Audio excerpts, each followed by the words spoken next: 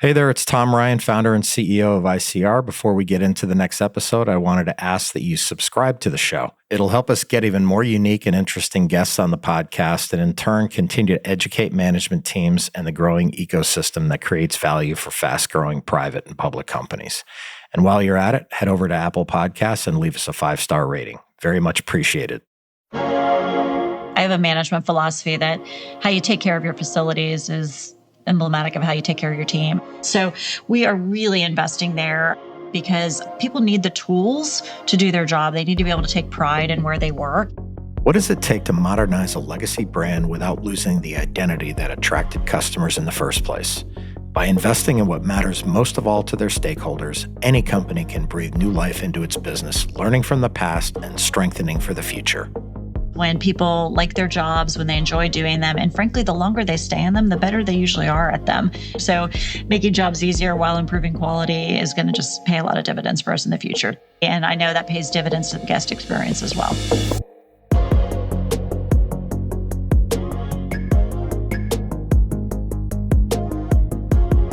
Being a public company can be hard. Small missteps can have outsized consequences. I'm Tom Ryan, founder and CEO of ICR, and over the last 25 years, we've helped thousands of companies understand and navigate the stock market and the media. We'll demystify these and other increasingly complex stakeholder groups so you can focus on what you do best, building your company and unlocking your true potential. This is Welcome to the Arena from ICR. Revitalizing an iconic brand is no small task. It takes understanding the weight of tradition and balancing that tradition with the need to evolve in order to meet the changing expectations of customers and employees alike. Today's guest is no stranger to this kind of necessary transformation, demonstrating how thoughtful investment in people, spaces, and experiences can drive growth and long-term success. Today, we're sitting down with Julie Masino, President and CEO of Cracker Barrel, a role she took on just over a year ago in November of 23. Since then, she's led the company with a focus on innovation and growth, drawing on her over 30 years of experience in the restaurant and retail industries. Previously, Julie served as President of International at Taco Bell, and before that, President of North America. She's also held senior leadership positions at Sprinkles Cupcakes, Mattel, Starbucks, and began her career at iconic brands like Godiva, Coach, J.Crew, and Macy's. She clearly knows what she's dealing with when it comes to legacy brands and building them. Let's enter the arena with Julie Masino.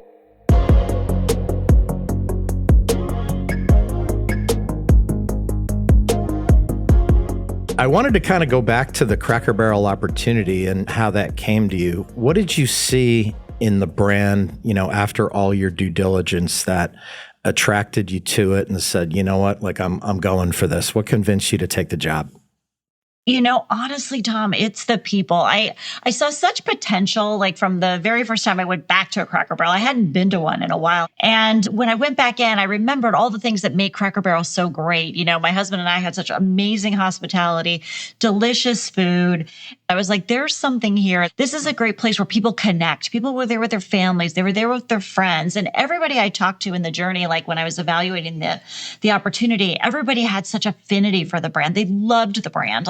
Everybody has an origin story for Cracker Barrel, whether it was travel, soccer growing up, or baseball, or going to their grandma's house. Everybody has this origin story. And to me, the opportunity is, how do I get it out of people's rearview mirror? And how do I get it into their daily kind of relevant choice set, and make sure that it's something that really resonates with everybody of today and for tomorrow. It really is iconic. And I know after you joined, there was a ton of work that you and the board and a lot of people did to kind of really figure out a path forward. On May 16th, you announced that the dividend was going to be cut, still paying a healthy dividend, but taking some of that capital and really investing it in a plan. And I know that's a 5-pillar transformation strategy. It's early days, but maybe walk us through the pillars, how they kind of work together to drive the transformation. It's exciting, right? One of my tenets of leadership is that people have to know where they're going, right? Your job as a leader is really to provide clarity. And so when I got into the team, the mission for kind of how to take us forward, needed to be defined. And so we brought in some outside help, but we really spent probably the better part of 8-9 months talking to our guests, talking to our team members, deep in research, deep in data, our competitors, people that don't compete with us, looking at who was winning, who wasn't, and really what could be our way forward in this highly competitive, but really exciting space.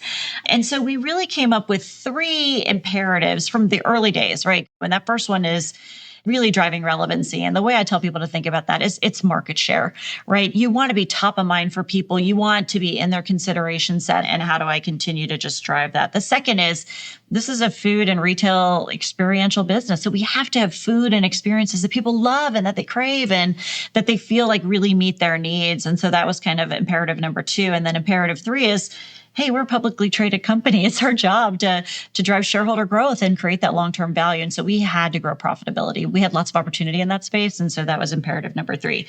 So those 3 things really underscored this research that we undertook and all the conversations and months of data and man hours to come up with these 5 pillars. And they are, I think, you might say, gosh, they're not that revolutionary perhaps. But if you look at us or you look at other competitors out there, these are the things that you do.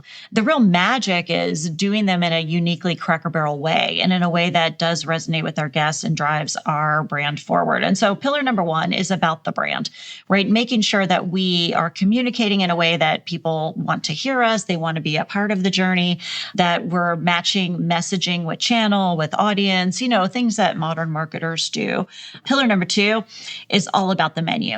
And it's not just about like what's on the menu. That, of course, is the first part of it. The second part is how do you merchandise it? How do you actually speak to people? What are those things? And then how do you make them in a way that's easier for your team? That work in the back of house, so many things are done by hand, processes, recipes that are decades old. How do we make it easier? How do we make it more enjoyable to work in the kitchen at Cracker Barrel, right? So that's a big part of that pillar.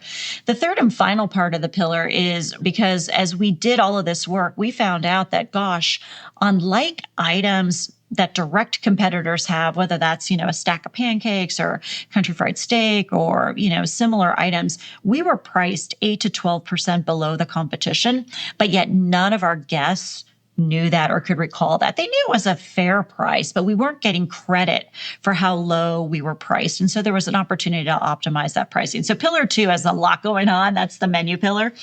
Pillar 3 is really about the experience. So that encompasses everything from getting your food in a timely manner, your service standards, the skill level of our team members. All of those things roll up into how we execute in store.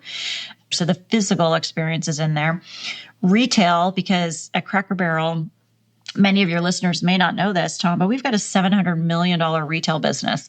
And so that optimization of that business sits in this pillar as well. Pillar 4 is about digital and off-premise and making sure that we are winning in both of those 2 spaces. So very important to the guests of today, how they want to communicate with you, how they want to be marketed to, and frankly, how they live their lives. So think of probably everybody on this podcast has had delivery in the last 30 to 60 days. So it is a big part of making sure that we execute that business well. And then finally, the 5th pillar is about our team member and making sure that the team member, the manager, all of their experience with us is wonderful. How do we make Cracker Barrel the place where they want to build a career, where they can, just really feel fulfilled at the end of the day, and that a job well done for them enables them to take care of their families and do the things that they want to do in their lives. Those are the 5 pillars. Underneath them all are some tech enablers, cost saves, the ability to test and learn. But it's a nice tight framework lining up to driving us towards being a growth company for the future that drives shareholder value. Yeah, well, it's 5 simple things, but doing them as you suggest is not so simple. It's complicated. It requires coordination and elite level execution. I know dinner's a key focus for Cracker Barrel, and that's an area that over the years has been a little bit of a challenge. Lots of competition, lots of different things coming out. Talk about kind of dinner, what that means for Cracker Barrel, and what initiatives are you kind of implementing to recapture some of that share during what's a crucial day part for y'all? Early on, we identified dinner as an area where we could win more. We had lost significant share at dinner. Our research really uncovered that. And as you alluded to, specifically to a lot of our casual dining counterparts. And so, what I'm really proud of the team in the quarter that we just announced on December 4th, we shared that dinner traffic has improved 600 basis points Q1 over Q1, so year over year. And that was sequentially improving over the last 4 quarters and 200 basis points better than our Q4. So getting after that has been multifaceted. So back in February, we introduced something that I personally am really passionate about, which is Early Dine. Early Dine are dinner deals Monday through Friday, 4 to 6 p.m., and they start at $8.99. So it is an affordable, really nice price point that works for anybody. And you get an abundance of food at that price point, again, during the week. And it's been nice to watch that continue to grow since we launched it in February. And then the other big piece, you talked about it earlier, but I'm an innovation girl. We had some gaps in the menu. And so really proud of the team here. Worked so hard and so fast to get a test stood up. It's the biggest test we've ever done on the menu in Cracker Barrel's history. It had over 20 items in it. We did that in 3 stores in Texas and really just listened to our guests, listened to our team members, and then fast-tracked some of those items into the fall menu. So they launched in August, and real proud of some of those items. Things like the hash brown casserole, shepherd's pie, and the pot roast are driving huge guest satisfaction numbers, huge kind of units per day numbers. So it's exciting for the team to see these items resonating with our guests. It's exciting for the guests to have something delicious and new on the Cracker Barrel menu that meets their needs at a great price point during the week. So really proud of what we're doing there. Yeah, and I'm sure you have to walk a bit of a tightrope by not compromising the heritage of Cracker Barrel, but also being innovative. How do you think about that when you're in these tasting rooms and going through all of that? How do you think about that? Yeah, it's the fun part of the journey. I mean, we spend a lot of time, again, talking to our guests, talking to consumers, research. We've got some great chefs on the team here. We work with some outside people as well, just watching what's going on in flavor trends, the way people are eating, what are the gaps we have on the menu, what actually used to sell well and isn't selling well now. But what we're really trying to do is make sure that we are being Cracker Barrel for today and for tomorrow. So how do we do things that are uniquely Cracker Barrel that, you've got to come to Cracker Barrel to get, that are delicious, they're handmade, they're home cooked, and they're just really playing our game our way, which I think is really, really important, knowing who we are as a brand and then the unique need that people have when they come to us and how we fulfill that in delicious and innovative ways. You mentioned pricing earlier, and I think that is something that is incredibly interesting after doing all of the research, kind of seeing that you were priced below the market in some areas. But talk about the barbell pricing strategy, how you're maintaining that value perception while also positioning yourself for better profitability. Yeah, it's so important and so tricky, but also just critical, right? I mean, I think consumers and our guests do it all day, every day. You do it. Like, think about your life. Anytime you're making a purchase decision, what's happening in your mind is it worth it? Is the dollar amount that they're asking for it gonna be worth it? Am I, and in a restaurant environment, is there gonna be enough food? What's the satiety level? Like, am I gonna like the way it tastes? Like, if you're dining with other people, are they gonna be happy? So you're taking all of that into account when you're really thinking through these things. And so backing up to that research that we did and talking to our guests and really listening to them, what they said to us is, price is important. Make no mistake, price is important, but it's not the most important thing when we're thinking about Cracker Barrel.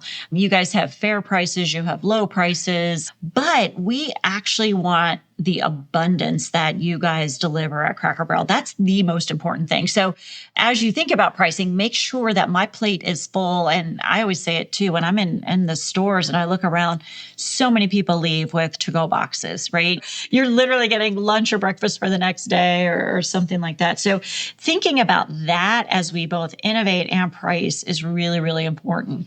The other thing that as we really just dug in both strategically and tactically and really trying to make pricing a data-driven exercise, we realized that over 60% of our stores were all in the same pricing tier, and it was the lowest tier. We had a store in Fredericksburg, Maryland, and a store in Mobile, Alabama. that were literally in that same tier, had the same pricing on all menu items. And you can imagine the cost of living in Fredericksburg, Maryland is really different than in Mobile, Alabama. The cost of, minimum wage in both of those places is really different. The cost of doing business in those locations is really different. And so really, we stepped back and used a couple of different filters around willingness to pay, cost of living, competition in those markets, all of those things to really resort the stores and re-architect the menu, making sure that we had those sharp price points like early dine, but then knowing, because abundance and home-cooked quality is the most important thing to our guests, how do we actually think about the upper end of that as well? How do we improve quality on a few things and take some price while we do that? So for example, we brought in a better quality steak product, and that's at the higher end of the spectrum. It's performing really, really well. It's the most expensive thing on the menu, but honestly, people are loving it, and because it's a better quality product. So the price is important, but it's still a very good price for that high quality product.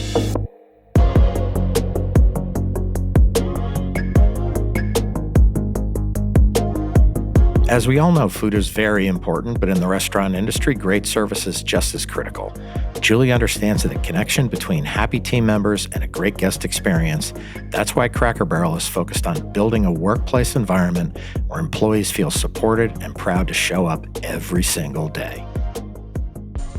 I have a management philosophy that how you take care of your facilities is emblematic of how you take care of your team. And, we can do a better job there. It's an opportunity because we got behind during the pandemic with maintenance and parking lots and paint and things like that because of supply and demand during the pandemic and the whole nine yards. So we are really investing there because people need the tools to do their job. They need to be able to take pride in where they work. And that has probably been the thing that makes me the happiest about the stores that we're touching right now is going into them and hearing from the team members how much easier it is to do their job, how they feel invested and how they feel supported because we are fixing things that need to be fixed or just updating things and making it easier for them to do their job. So that's an exciting piece of this. But in the kind of months of work behind the transformation plan, we heard from guests gosh, we love the nostalgic feel of Cracker Barrel,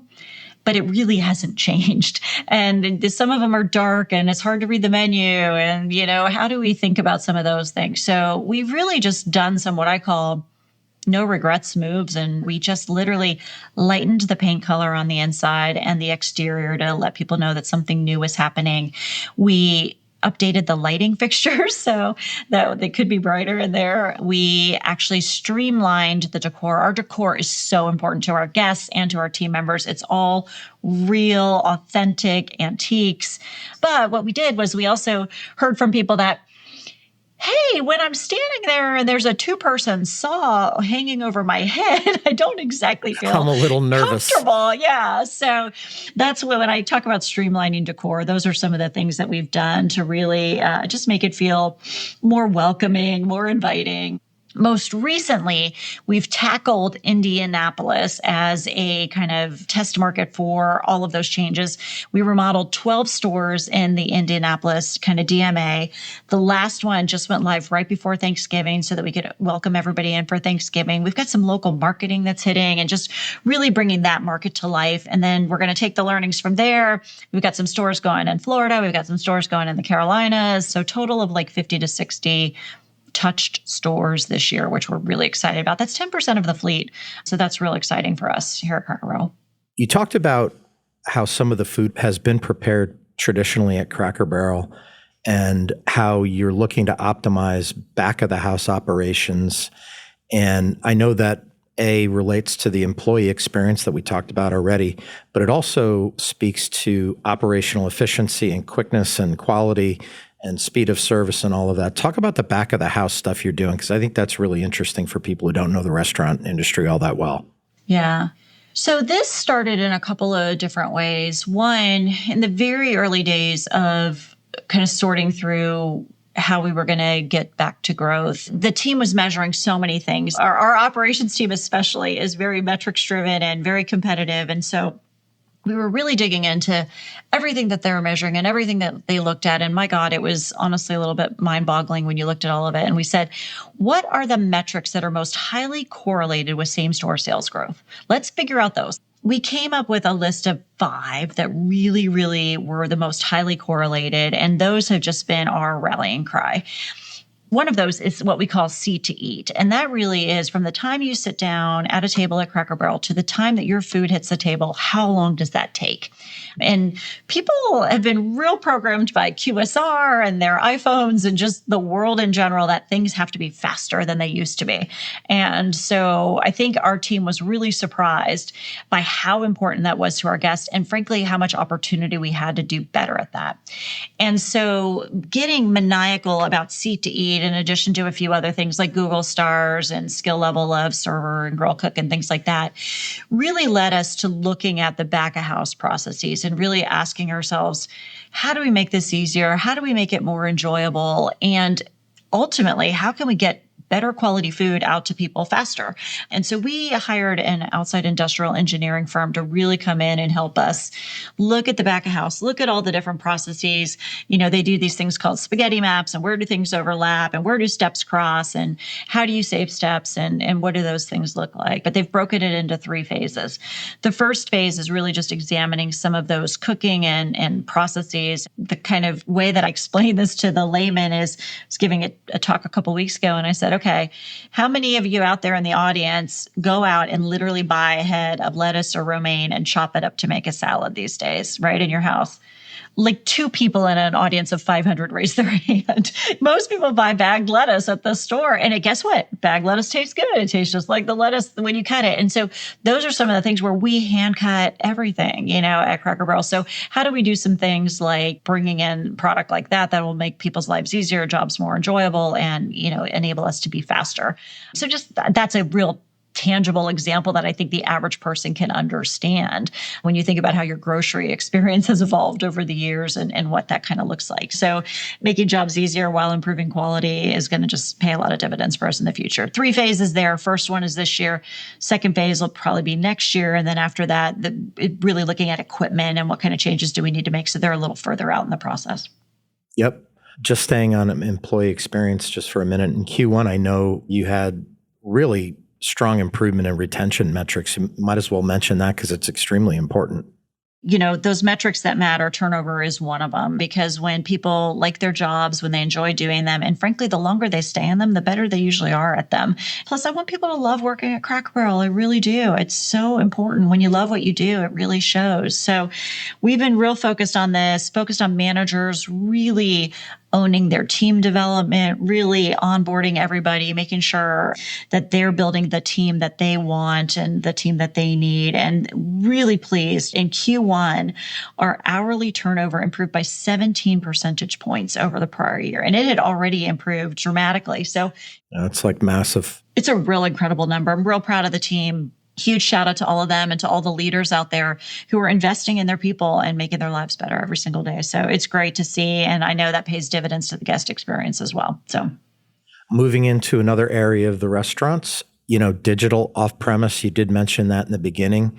That's had to evolve for all brands, certainly over the last 5 years. What success have you seen so far? And how are you thinking about that in terms of positioning those channels for future growth?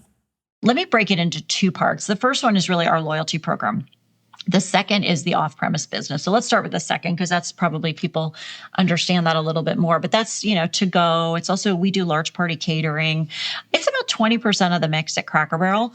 And what's so important about that business is it's hard for you to recover it when it's not right. Think about for yourself. If you've ordered food and by the time it gets to your door, especially if it's delivered through a third party, you're not going to go out and change it if something's missing or something's wrong, or the guest satisfaction at that point in time is so low and your likelihood to reorder goes down. And so it's so important that our accuracy is just constantly improving on our way to perfect in that channel.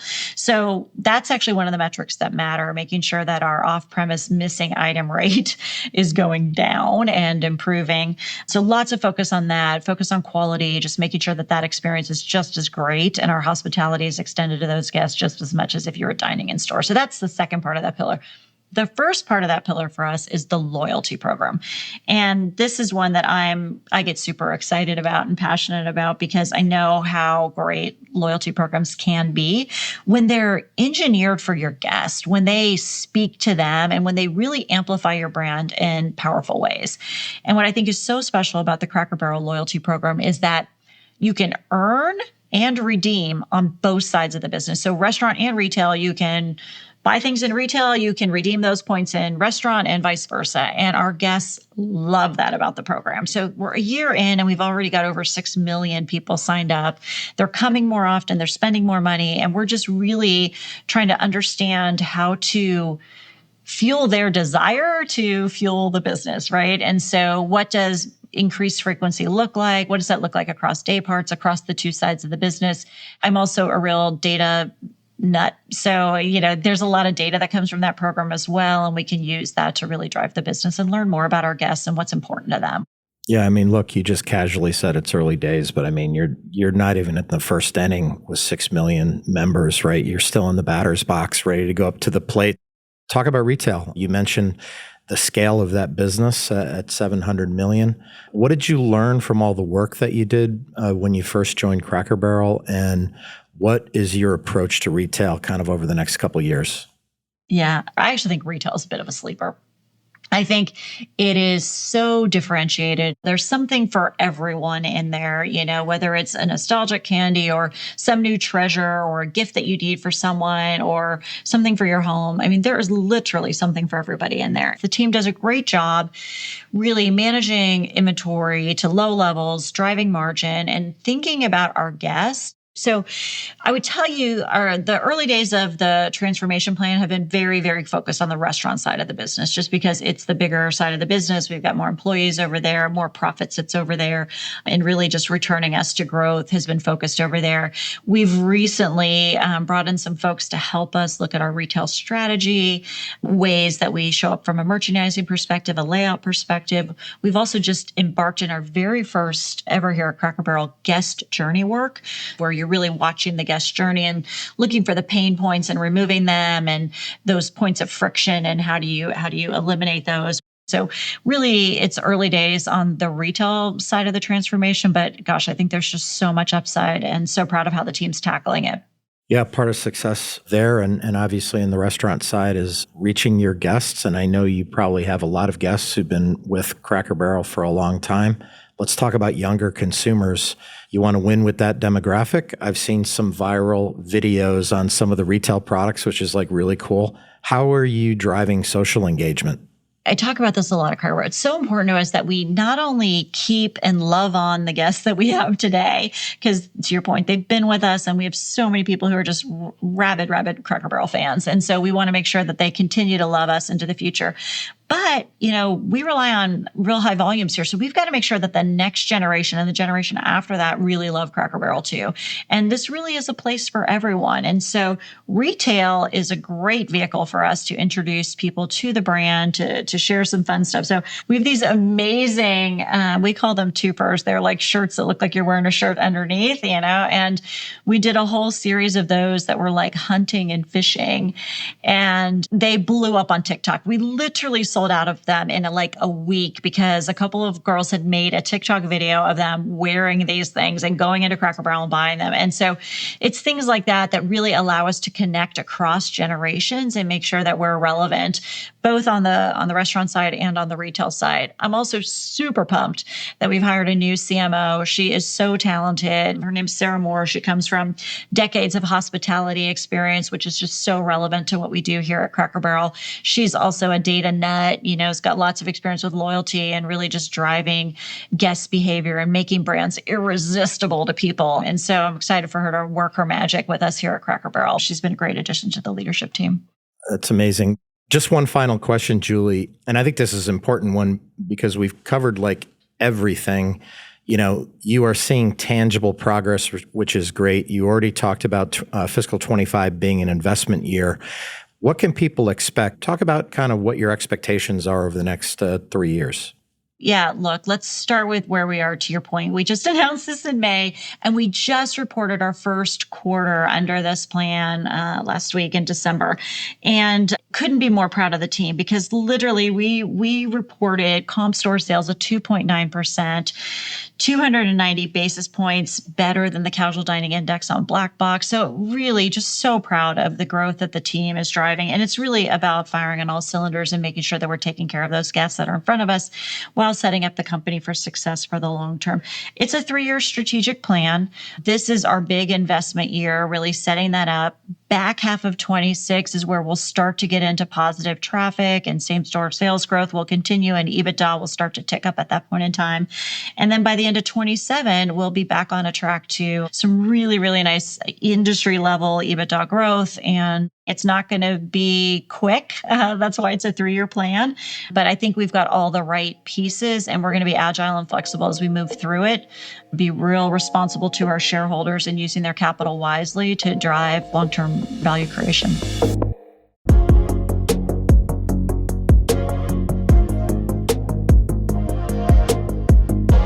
Julie and her team have a transformative plan in place at Cracker Barrel, updating and upgrading every part of the business. They're refreshing their venues, improving the experience for their team members, and delivering value to guests, all with a forward-thinking plan for sustainable growth. This isn't just any turnaround, it's a blueprint for Cracker Barrel's future as a strong market competitor. By embracing change while staying true to their roots, they're proving that legacy brands can innovate without sacrificing the unique qualities their customers expect. At Welcome to the Arena from ICR, we're working really hard to bring you exciting guests and great content. If you found this episode insightful, please subscribe to the show on your podcast app and leave us a 5-star rating. The more the show grows, the more interesting voices we can have on the podcast, and in turn, that should demystify a lot of the stakeholders around public companies and soon-to-be public companies. Thank you so much for listening. A big thanks to Julie Masino for joining me on the show today. Under her leadership, Cracker Barrel is quickly becoming a stellar example of what's possible when heritage brands blend innovation with tradition, maintaining their success from one generation to the next. This is Tom Ryan. We'll see you next time back in the arena. References to specific stocks are not intended to be recommendations for specific trading behavior. Comments presented on this podcast are intended for informational and educational purposes only, and do not represent opinions or recommendations on whether to buy, sell, or hold shares of a particular stock. All investors are advised to conduct their own independent research into individual stocks before making a trading decision. In addition, investors are advised that past stock performance is no guarantee of future price performance.